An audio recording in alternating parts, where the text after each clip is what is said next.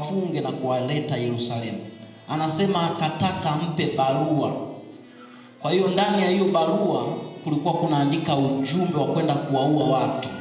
Kwa hiyo hata katika issue ya yeye kutaka kwenda kuwaua watu, ilihitajika barua ya mauaji. Alitaka apewe kibali cha kwenda kufanya mauaji mahali. Huyu Sauli wa Tarso ambaye ndiye mtume Paulo aliyeandika nyaraka 13. Bwana Yesu asifiwe. Kwa hiyo kuna barua ambazo zinaweza zikawa zimebeba ujumbe mbaya, na ukisoma kitabu cha Wafalme wa Pili sura ya 16 mpaka 9 unakutana pia na mfalme Yehu ambaye aliwaagiza watu kwamba nimewaandikia hii barua, nataka kesho mniletee vichwa vya watu 70. Manake pia ni barua ambayo ilibeba vitu mauti mabaya, ilibeba ujumbe mbaya, ilibeba taarifa mbaya. Bwana Yesu asifiwe. Sasa Biblia inazungumza kitu kimoja kizuri sana kwenye hiyo Wakorintho wa pili 3:1 mpaka 2 tuliyosoma, kwamba sisi ni barua ya Kristo. Tumeziona barua za kibinadamu ambazo zinabeba taarifa mbaya, barua za kibinadamu ambazo zimebeba mauaji ndani yake, lakini sisi kama barua ya Kristo tumebeba ujumbe gani kwenye maisha yetu? Na nimekuambia barua, kuna barua za kirafiki na kuna barua za kiofisi. Maana yake kuna maisha ambayo wewe unatakiwa uishi na rafiki yako anakujuaje kama barua, na kuna maisha ambayo ofisini kwako, kazini kwako wanakujuaje. Wewe ofisini kwako wakikueleza wewe ni nani, watakuelezaje? Au marafiki zako wanakujuaje wewe? Au mume wako anamjua Mungu wako? Au watoto wako pia wanamjua Mungu wako? Au majirani zako wanamjua Mungu wako? Manake wewe ni barua. Sisi tunasomwa. Bwana Yesu asifiwe. Manake unapoishi, unapotembea, unapofanya jambo lolote, wewe ni barua. Ndio maana hapa kichwa kinasema ninyi ni barua ya Kristo. Sasa tujiweke kwenye umoja. Mimi ni barua ya Kristo. Sema mimi ni barua ya Kristo. Sasa kazini kwako wewe unasomekaje? Watu wanamjua Yesu wako? Watoto wako wanakuonaje? Wewe ni baba wa aina gani kwa watoto wako? Au wewe ni mama wa aina gani? Je, unamuonesha Yesu wako? Au wewe wanakuona katili, wanakuona mbaya?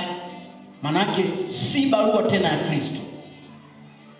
Je, mume wako anashawishika kusali kwa matendo yako? Wewe unasali kanisani, anavutika na kusali kwako? Au mke wako anavutika na kusali kwako na wokovu wako, kwamba nitamwabudu Mungu wa mume wangu, nitamwabudu Mungu wa mke wangu? Ishaifika point watoto wako wakasema sisi tutamwabudu Mungu wa baba yetu.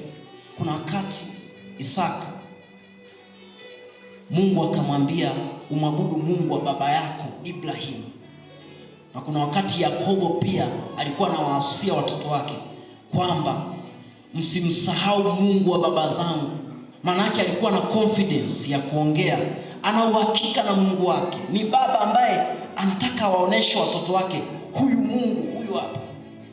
Ukisoma Timotheo wa kwanza sura ya 4:12 anasema mtu awaye yote asiudharau ujana wako, bali uwe kielelezo katika mwenendo, katika usemi, katika imani, katika upendo. Manake uwe kielelezo, uwe barua kama barua ya Kristo. Yesu Kristo anaishi ndani yako wewe, anaishi ndani yangu mimi. Anataka niwe barua. Wewe uko barua kiasi gani kwa watu ambao wanakuzunguka? Maneno yako ni barua kwa kiwango gani? Maneno yako, vitu vyako, matendo yako ni barua kiasi gani? Watu wakikuona wanamuona Yesu. Watu wakikuona wanaona wokovu. Watu wakikuona wanauona Ukristo. Watu wakikuona wanaona ibada. Au na wanasema Wakristo wa leo Bwana Yesu asifiwe. Bwana Yesu asifiwe.